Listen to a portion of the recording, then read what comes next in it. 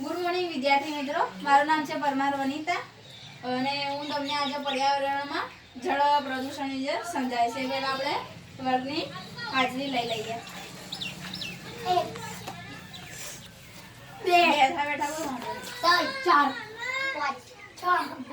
હવે હું તમારામાંથી કેટલાકનું નામ પૂછીશ, જે ઉભા થઈને તમારે જવાબ આપવાનું. પોતાનું નામ કહેવાનું.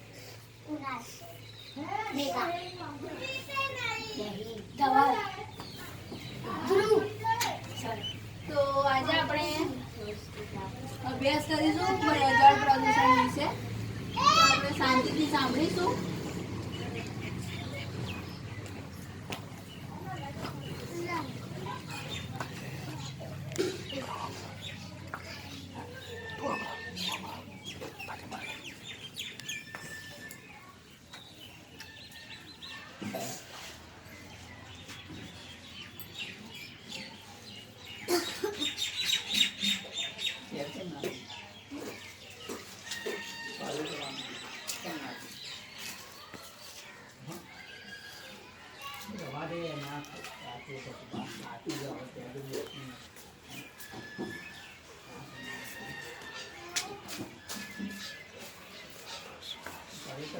જળ પ્રદૂષણ એટલે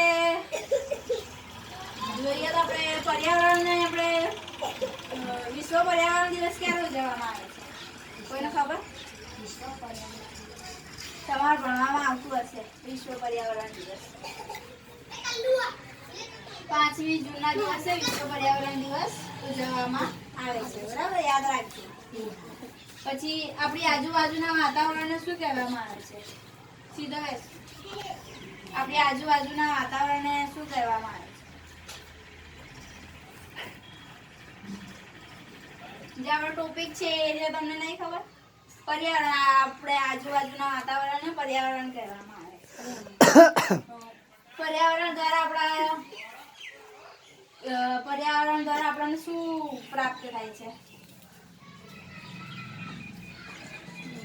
પર્યાવરણ દ્વારા આપણને શું હવા, જેમ શરીર પર આપણને જોઈએ છે, જરૂર પડે છે, શ્વાસ લઈ શકીએ છીએ. બીજું એના સિવાય બીજું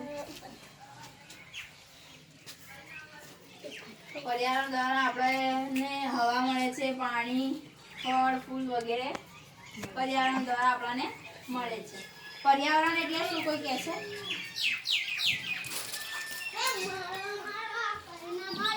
પર્યાવરણ એટલે જે વનસ્પતિ છે, વૃક્ષ છે, એને પર્યાવરણ કહેવામાં આવે છે.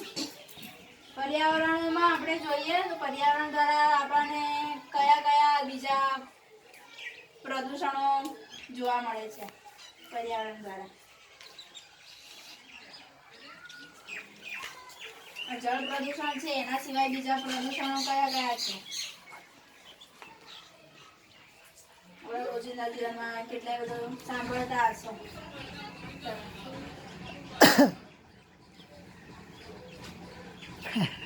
બોલો. એક જળ પ્રદૂષણ છે, ધ્વનિ પ્રદૂષણ છે, પછી ભૂમિ પ્રદૂષણ છે.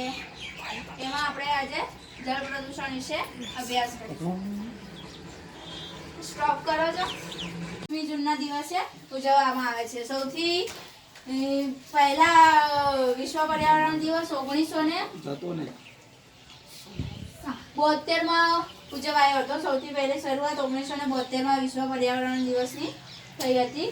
ત્યારબાદ 1974માં 1974માં વિશ્વ પર્યાવરણ દિવસની સૌથી પ્રથમ ઉજવણી કરવામાં આવી હતી. એ એરિયા સૌથી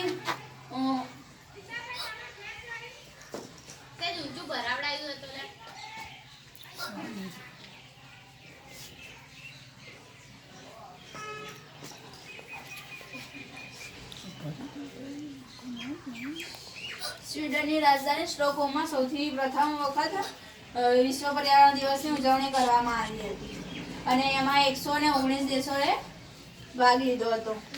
ત્યારબાદ છે રૂમાલ ત્યાં જો યાર જળ પ્રદૂષણ. જળ પ્રદૂષણના બે પ્રકાર છે. કેટલા? બે પ્રકાર. કયા કયા કોઈ કહેશે મને? જળ પ્રદૂષણના બે પ્રકાર છે. કયા કયા? કોઈ કહેશે? એક કુદરતી જળ પ્રદૂષણ અને બીજું છે માનવ સર્જિત જળ પ્રદૂષણ. કુદરતી જળ પ્રદૂષણમાં શું આવશે? કોઈ કહેશે?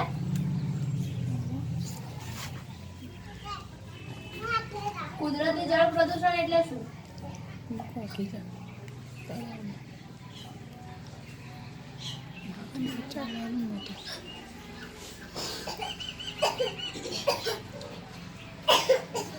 કુદરતી જળ પ્રદૂષણ એ કુદરત દ્વારા થતું પ્રદૂષણ હોય છે. એમાં આવે છે પૂર આવી જાય, હવા એકદમથી વધારે પડતું વાવાઝોડું આવી જાય એકદમ, પછી વરસાદ છે, એ બધા કુદરતી જળ પ્રદૂષણ છે.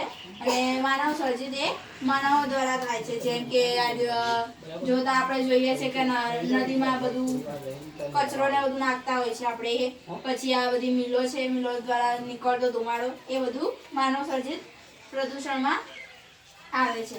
બીજું છે માનવ સર્જિત. અક્ષયભાઈ સ્ટોપ કરો છો. તો આપણે જોઈએ જળ પ્રદૂષણના કારણો.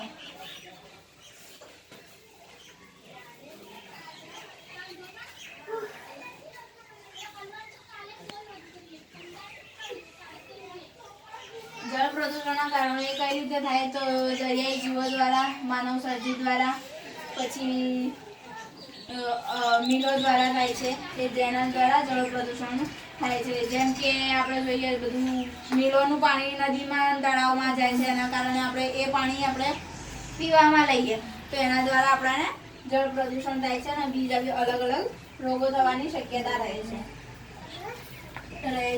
બીજું છે આપણે બધા કપડાને નદીએ ધોવા જતા હોય છે, વાસણ ધોઈએ છીએ, ગાયને બધું ચારતા હોય છે, એના દ્વારા બી જળ પ્રદૂષણ ફેલાય છે. બીજું છે જળ પ્રદૂષણ.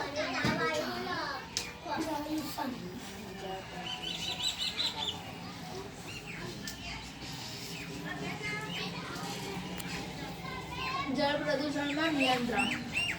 જળ પ્રદૂષણમાં આપણે નિયંત્રણ કઈ રીતે કરી શકીએ? તો વાહન વ્યવહારનો ઓછો ઉપયોગ કરવો, પછી જે આપણે વગર કોનું ગંદુ પાણી હોય એ બહાર નદી કે તળાવમાં ના જવું જોઈએ. પછી ત્યાં આગળ નદી કે તળાવમાં જઈને કપડાં ના ધોવા જોઈએ કે વાસણ ને બધું ના ઘસવું જોઈએ, જેના દ્વારા જળ પ્રદૂષણ આપણે અટકાવી શકીએ છીએ. બીજું કોઈ આમાંથી તો કોઈને ખબર ના પડી હોય કોઈ કહેશે? જે ભણાવ્યું એમાંથી કોઈને ખબર ના પડી હોય પૂછી શકે છે ઉભા થઈ. વિશ્વ પર્યાવરણ દિવસ ક્યારે ઉજવવામાં આવે? 5મી જૂને. 5મી જૂને. પછી બીજું છે સૌથી પર્યાવરણ વિશ્વ પર્યાવરણ દિવસની ઉજવણી સૌથી પ્રથમ ક્યારે કરવામાં આવી હતી? 1972.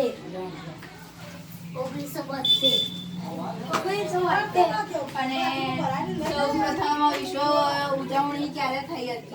સ્વીડનની રાજધાની સ્ટોકહોમમાં સૌથી પ્રથમ ઉજવણી ક્યારે થઈ હતી? 1974.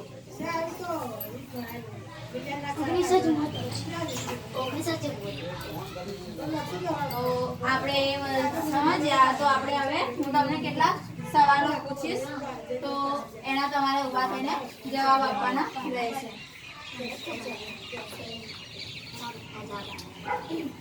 જળ પ્રદૂષણના મુખ્ય કેટલા પ્રકારો છે?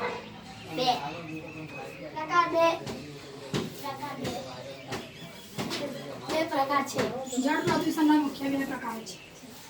બીજું છે માનવ દ્વારા ફેલાતા પ્રદૂષણને ખાલી જગ્યા પ્રદૂષણ કહે છે. આખા વાક્યમાં જવાબ આપજો. આખું વાંચી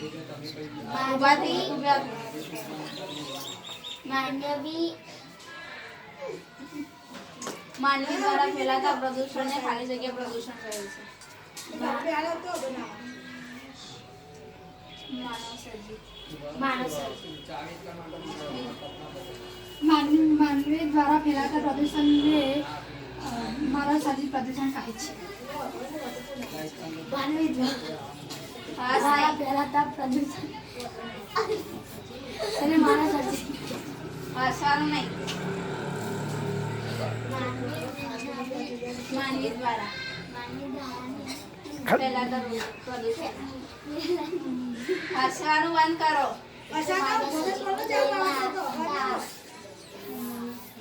બેઠું. ચોથું છે દરિયાઈ પ્રદૂષણને લીધે ખાલી જગ્યા ઉપર વધારે અસર જોવા મળે છે. દરિયાઈ પ્રદૂષણ. દરિયાઈ જીવો. દરિયાઈ જીવો દરિયાઈ જીવો જીવો ચોથું છે આપણે દરરોજ નકામો કચરાનો નિકાલ કરીએ છીએ તેને ખાલી જગ્યા કહે છે.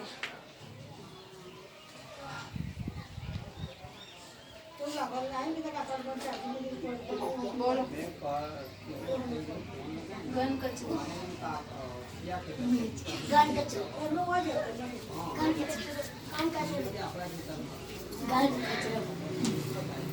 છેલ્લું છે પાતાળ જળના પ્રદૂષણને બીજા ખાલી જગ્યા નામે પણ ઓળખવામાં આવે છે. ભૂગર્ભ જળ. ભૂગર્ભ જળ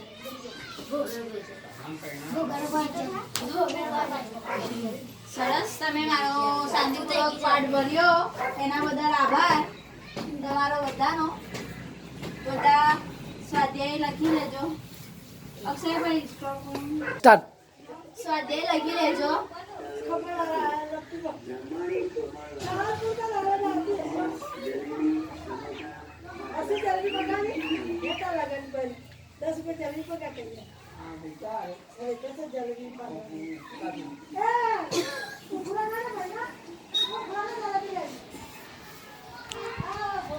આ સ્વાધ્યાય છે કાલે બધાએ લખીને લાવવાનું. ધન્યવાદ. ગુડ મોર્નિંગ વિદ્યાર્થી મિત્રો, મારું નામ છે પરમાર વનિતા. હું આજે તમને